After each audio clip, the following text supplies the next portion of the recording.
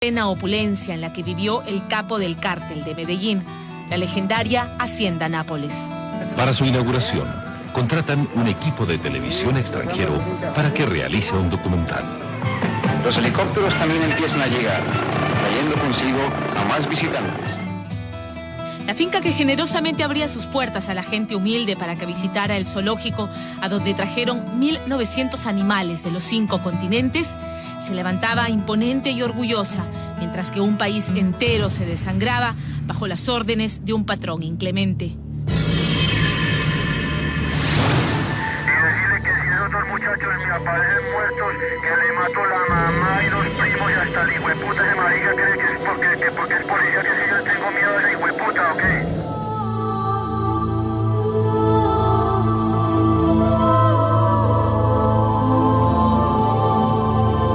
La prensa era roja.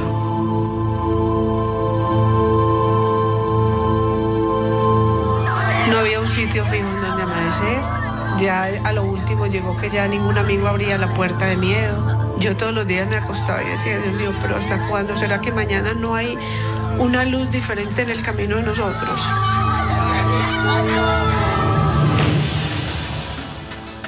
Tras su allanamiento, poco pudo hacer el Estado colombiano para evitar los saqueos y menos asumir los costos de mantenimiento de una propiedad de 3.000 hectáreas en la indómita selva antioqueña, que en su época de esplendor solo el dinero del narcotráfico logró doblegar.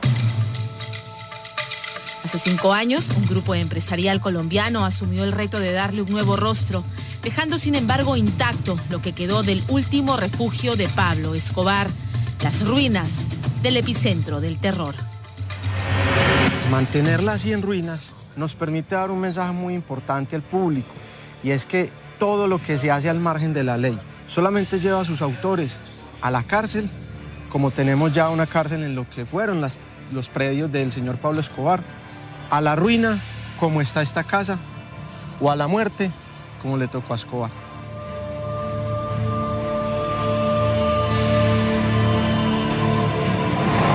A 3 horas en carro de la ciudad de Medellín, los parceleros del Magdalena Medio, llamado también el ombligo de Colombia por su ubicación estratégica, se resistieron una y otra vez a salir de sus tierras. Pero como todo en su vida, Pablo Escobar compró lo que no se podía vender. Cada vez que los propietarios abrían la boca para decir no, los emisarios del patrón les ofrecían más, hasta que llegó el día en que no pudieron resistirse más. Hacia finales de la década del 70, Escobar había pagado $63 millones por las 3.000 hectáreas donde estableció la sede de su narcorreino.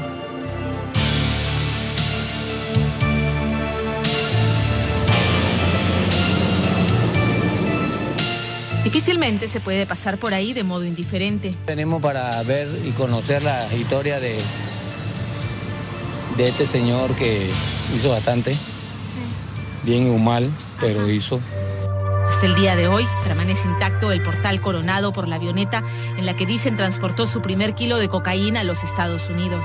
¿Qué hay en la Hacienda Nápoles? Entonces nosotros como curiosos. Que es un zoológico, que hay jirafas, que hay elefantes, que hay todos los animales africanos, rinocerontes, hipopótamos. Claro. Ay, no nos cobran la entrada, entonces vamos. Claro. En la tierra prometida, Escobar contrató centenares de obreros, arquitectos, ingenieros, veterinarios y zootecnistas y maquinaria pesada suficiente para hacer de Nápoles su Edén particular. Cercenó montañas para crear valles, taló árboles y sembró otros, y canalizó el agua de una fuente a 10 kilómetros de distancia para crear 17 lagos artificiales, hasta dar forma al más extravagante zoológico que Colombia haya conocido. Llegábamos a espacios verdes gigantes donde tenían determinadas especies, entonces ahí íbamos mirando y él iba eligiendo. Me acuerdo que me dijo, me va a matar mi socio apenas sepa que me gasté $2 millones en animales. No contento con los canguros australianos, los tigres asiáticos y los leones, entre otras exóticas especies, el capo mandó a construir réplicas monumentales de 5 dinosaurios que sobrevivieron al saqueo angurriento de aquellos que los desollaron esperando encontrar tesoros escondidos. Bueno, estos dinosaurios estaban completamente destruidos.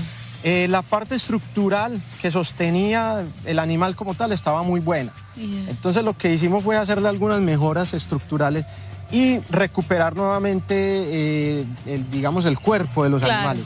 Y otra cosa que hicimos adicional fue ponerles audio.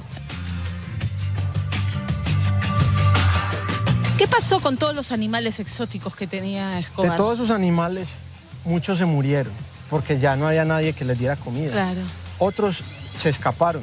Ajá. Y otros animales, pues en esa época al parecer hubo como una gran convocatoria de zoológicos para ver quiénes se podían llevar algunos animales. Recia sobreviviente de esta macondiana arca de Noé fue una pareja de hipopótamos que no pudo ser capturada y que se reprodujeron hasta alcanzar una manada de 30 animales, de la que fue expulsada Vanessa, convertida hoy en la engreída del parque. Vane, niña, venga pues niña. Desde que tomaron posesión hace 5 años de las 1.800 hectáreas concesionadas por el municipio de Puerto Triunfo, la política en el parque ha sido no comprar animales, sino recibirlos de entidades ambientales, decomisadas o entregadas voluntariamente. Así han llegado cebras, tigres, avestruces, otorongos y tapires, monos y ronsocos que viven en lo que llaman un santuario de libertad controlada por las grandes extensiones de terreno que se le da a cada especie. Vera, venga pues, venga. Venga pues, niña, venga. En el medio, los visitantes pueden retosar en 2 de sus atracciones acuáticas, enormes piscinas con toboganes, chorros y cascadas, u hospedarse al interior del parque en 2 hoteles temáticos.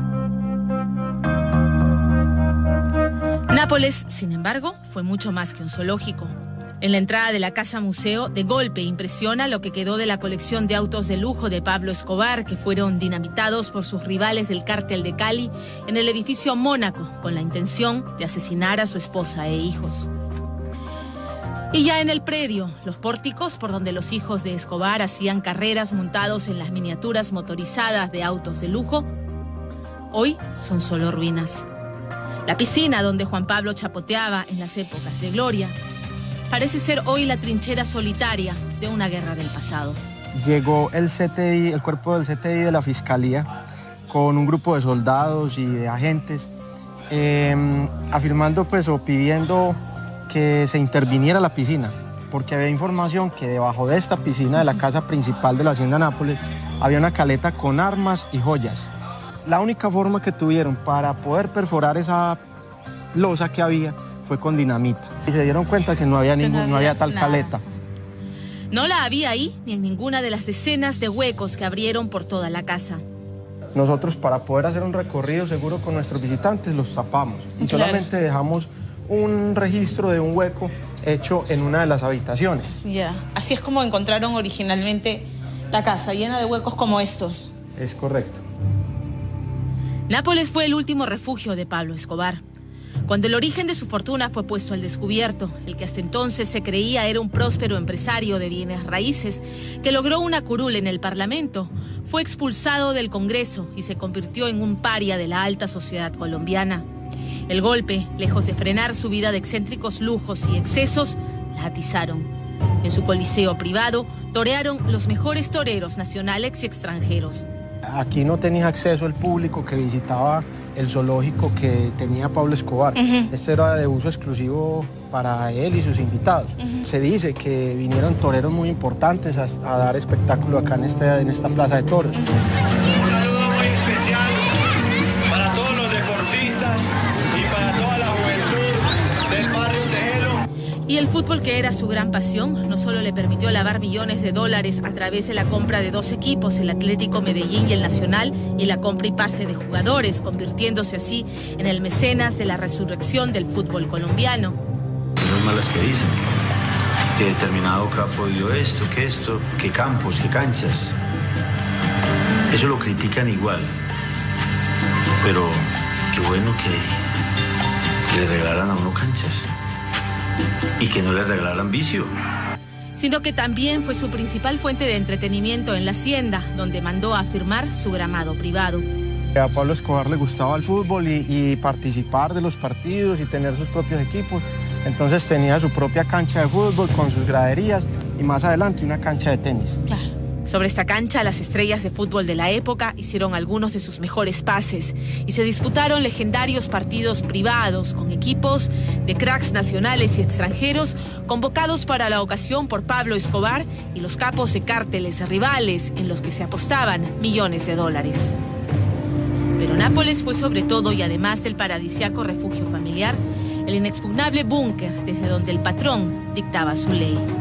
Y al fondo encontrábamos la malla de encierro de toda la periferia de la casa, una garita de vigilancia y una antena parabólica que para la época me imagino que era una cosa supremamente moderna. Claro. Y de aquí se ve perfectamente el helipuerto. Es correcto. Y tenemos el helipuerto y al fondo la pista aérea.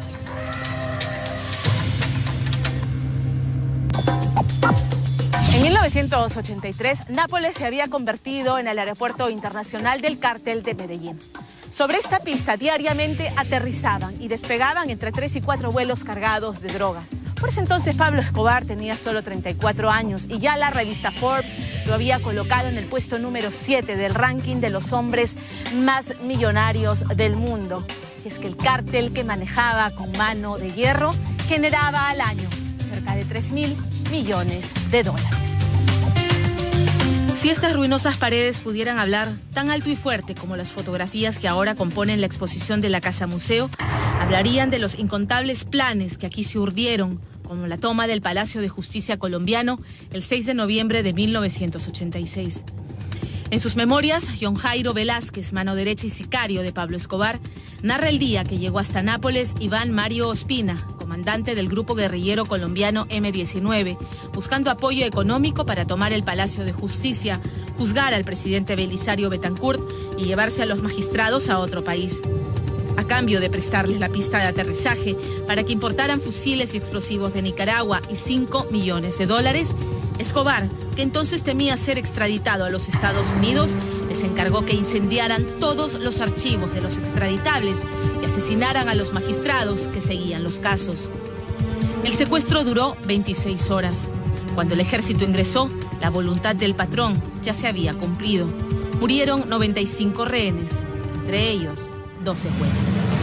En 1986, por ejemplo, aquí Pablo Escobar planificaba no solamente asesinatos, sino atentados terroristas. Ese año Colombia alcanzó su pico máximo de asesinatos. Solamente en Medellín se asesinaron a 3.500 personas, a razón de 10 por día.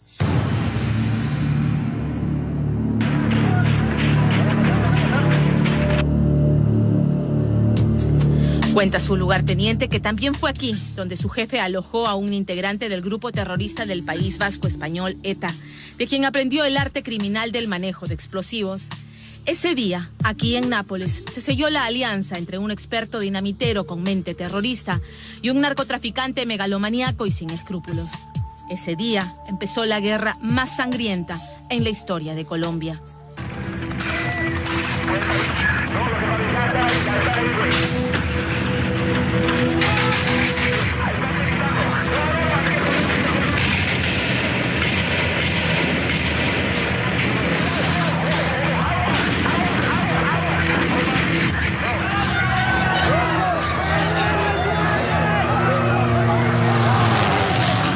Denuncia a los narcotraficantes. Se buscan. Pablo Escobar Gaviria coopere.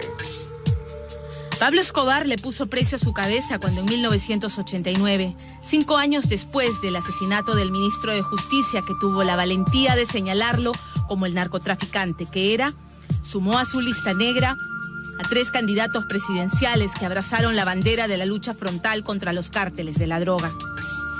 Ese mismo año, Nápoles fue allanada por el Estado que lo buscó sin éxito porque el patrón ya estaba en la clandestinidad.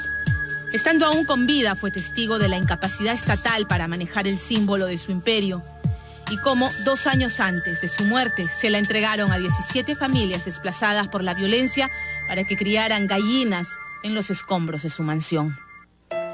Eso fue lo último que supo de su tierra prometida y quizás no le haya molestado. El Robin Hood antioqueño, como lo llamaron alguna vez, sometió a Colombia a sangre y fuego, pero fue generoso y caritativo con los pobres y necesitados de Medellín, esos que por miles acudieron a llorarlo y despedirlo el día de su entierro.